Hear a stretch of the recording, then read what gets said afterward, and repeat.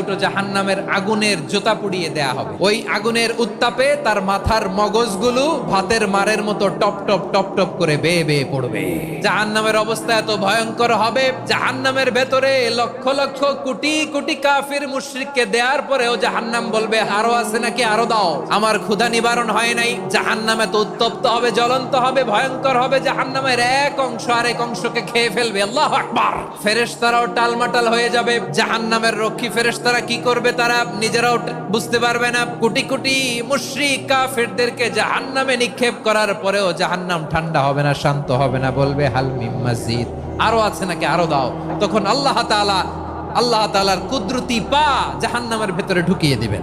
দেওয়ার সাথে সাথে জাহান্নাম থেকে আওয়াজ আসবে, কত কত বিইজ্জাতিকা ওয়া বিকদরিক, আল্লাহ বিইজ্জাতিকা ওয়া বিকারামিক, আল্লাহ আপনার ইজ্জতের কসম, যথেষ্ট হয়েছে, এনাফ এনাফ। সুবহানাল্লাহ পড়তে পারলেন না মজা করে?